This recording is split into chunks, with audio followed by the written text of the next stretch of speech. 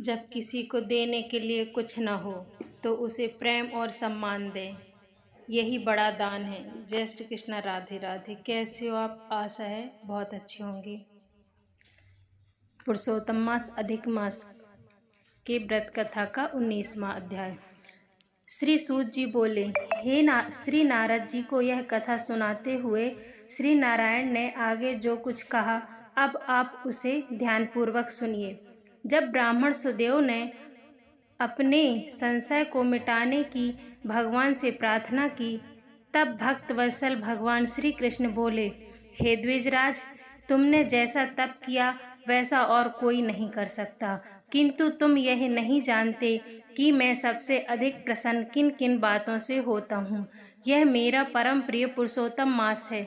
तुम दोनों ने शोक में डूबे रहने पर भी इसका सेवन किया है। हे तपोनिधे, इस मास के एक दिन का भी जो धर्म पूर्वक सेवन करते हैं उसके अनेकों पाप भस्म हो जाते हैं।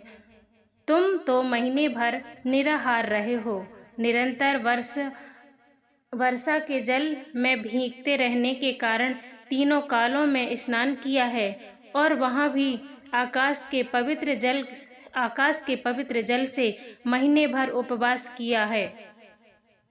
शोक में होने के कारण चेतना नष्ट होने से तुम पुरुषोत्तम मास को जान भी न सके तथा बिना जाने ही उसका नियम पालन करते रहे। तुम्हारे इस साधना पर प्रमाण कौन जान सकता है?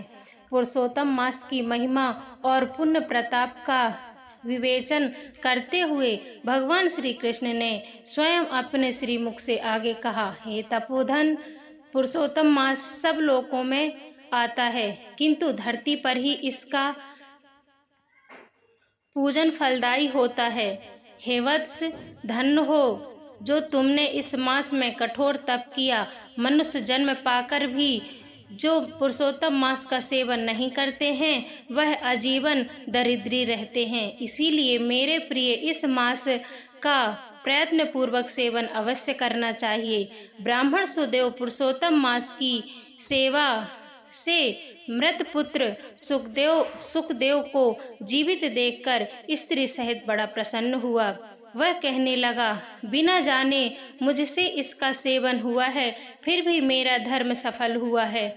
इसी से मेरा पुत्र जीवित हो गया है। इस तरह का दूसरा कोई मास नहीं है और न पहले देखा था और न ही सुना था।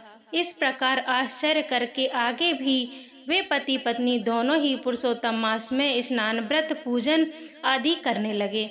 पुत्र प्राप्त कर ब्राह्मण स्त्री सहित आनंद से रहने लगा। पुत्र भी माता पिता को सत्कार द्वारा प्रसन्न करने लगा।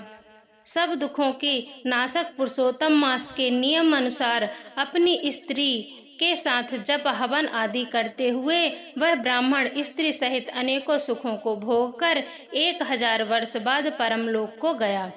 कथा का समापन करते हुए महर्षि वाल्मीकि ने आगे कहा, हे राजन, ब्रह्मलोक में हजारों वर्ष तक पत्नी सहित सभी सुख भोग कर तुम इस जन्म में राजा दृढ़ धन्यवा हो। पुरुषोत्तम मास की सेवा राजा दृढ़ धन्यवा हुए हो। पुरुषोत्तम मास की सेवा करने से ही तुम्हें यह सब वैभव और समृद्धि प्राप्त हुई है। राजन, तुम्हारी पत्नी, तुम्हारी रानी वही पतिव्रता गौतमी है। हे राजन, तुमने जो चरित्र पूछा वह मैंने सुना दिया। हे भूपाल, पूर्व जन्म में तुम्हारे पुत्र जिन्हें श्रीहरि ने जीवित किया वे सुखदेव नाम से प्रसिद्ध हुए और 12,000 वर्ष पृथ्वी पर सुख भोग कर बैकुंठ को गए। उन्होंने वन में तालाब के किनारे बड़ के पेड़ पर बैठकर तुमको पूर्व जन्म के पिता के नाते उपदेश दिया था। तुम उनके पूर्व जन्म के पिता थे, अतः वे मानते थे कि तुम उनके